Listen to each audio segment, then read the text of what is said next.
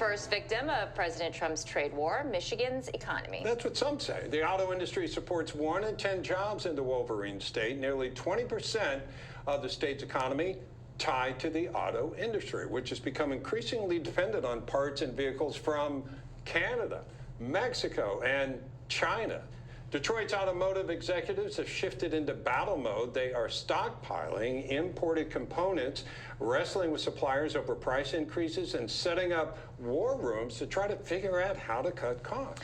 The 90-day pause on tariffs Trump announced last week does not include a suspension of 25% on tariffs on imported autos and auto parts. Those tariffs, as well as those on aluminums and steel, are among duties already in place. Still, many analysts say pausing tariffs is good news and could help consumer confidence, despite the pause not including the 25% foreign auto tariff announced March 26. Let's welcome in Mayor of Troy, Michigan, and Chair of the Great Lakes Fishery Commission, Ethan Baker.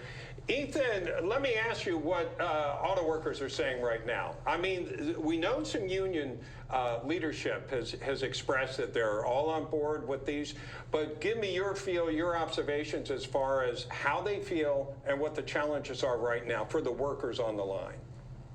Yeah, sure. Well, I think there's a lot of uncertainty that everyone's feeling, whether it's an auto worker who's on the line or whether it's somebody working, behind a desk in a white-collar job in the auto industry. People can feel the uncertainty. They're not sure exactly how this is going to play out. You mentioned 20% of Michigan's economy is related to the auto industry. Certainly, I think there's quite a high tolerance for big tariffs against China because they're an easy enemy in the state of Michigan. But we do have some concerns about Canada and Mexico, especially after the USMCA was put into law in Trump's first administration. The auto industry had kind of settled on how business was going to be and kind of got used to it. So there is a lot of uncertainty. The workers are, watching their retirement accounts, especially with the volatility of the stock market, and wondering just how long is this short-term pain going to have to be before there's hopefully some long-term gain. Could you talk to me about the supply chain in terms of how Michigan assembles cars? Because it's my understanding that the duties, that anything that is not included under USMCA is tariffed, but everything that is negotiated or included in USMCA is free of those tariffs. But how do car makers make their cars in Detroit? Where do they source their materials from? If you're buying a Ford, most viewers, Americans, believe the Ford is 100% American car, unlike a Hyundai. So can you tell us about the economic, industry when it comes to manufacturing cars?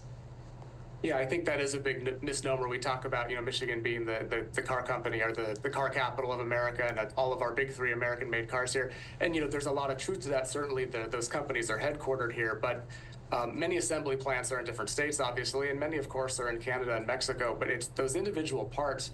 So much of those parts are made in Canada or Mexico and then come into the United States to be finally assembled here for the plants that are here. And you mentioned Ford. I believe the F-150 truck is one of the most United States-made automobiles of the big three, but even it itself is not immune to the risks associated with these tariffs because certain parts do come from Canada. I think the V8 engine, for example, likely there will be a huge import or a tariff, which will equate to a price increase likely for those F-150s with a V8 because those are made not in the United States. So it's a little more complicated than just saying an American car is made in America. Certainly, I think what the president is trying to do is to bring more of those manufacturing of parts back into the United States, but we know that's going to take some time. You can't just flip a switch and all of a sudden have an up and working factory that's churning out parts that are needed for our auto industry to succeed.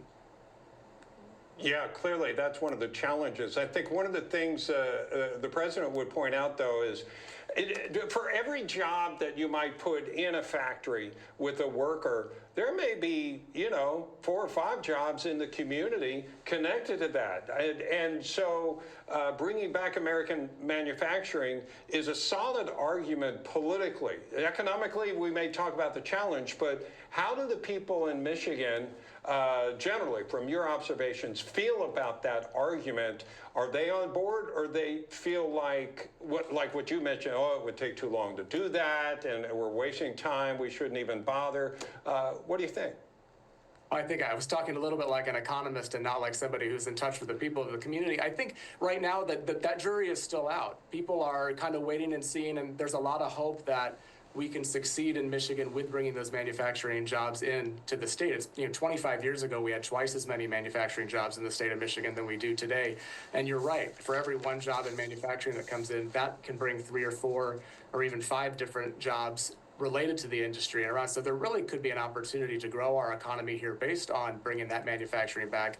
And certainly, many presidents, many members of Congress have tried to increase the manufacturing here in Michigan, but it's been difficult. So perhaps something as bold and big as this will ultimately be what works. But in the meantime, we wait and see, and we hope for the best. Certainly, I was told today by someone very close to me that, never bet against America. We always want America to succeed, and we believe America can be the best and the biggest in the world. And so we're hopeful that we can do that. And I don't think anybody watching or anybody out there should be wanting for the president to fail on these tactics. He's trying to do what's best, I believe, for this country. And we've just got to see how it's going to play out. I have a question, and this is related to, and perhaps you know more. Canada has issued retaliatory tariffs against the United States, whereas Mexico has not. Why do you think Canada is being so stubborn, especially if the automotive industry in Detroit, and I presume also in Canada, are so reliant on one another? There's certainly some bad blood between first it was Prime Minister Trudeau, and now it's Prime Minister Carney and President Trump. I'm not exactly sure. I think some of the 51st state talk maybe got under their skin a little bit. But Premier Ford in Ontario, the province of Ontario, he's been very aggressive in fighting back against the United States and America. And it does surprise me a little bit. I think there is a deep concern that if we put too many tariffs on Canada, or if we interfere too much with their GDP by these extreme tariff and more increases, then their economy could really suffer, and they're going to be in big trouble. So I think they might be trying to fight a little fire with fire in hopes that that's going to turn the ship around a little bit. I work pretty closely with a lot of members of Parliament in Canada, and my role is the chair of the Great Lakes Fishery Commission. And they are, again, concerned like we are, but they're also hoping for the best. They know that we're all better off if Canada and the United States and Mexico are working together for the good of all of our people. Obviously, there's going to be some differences in how we view that can best be achieved. I want to expand the conversation here a little bit. You live in a swing state, right?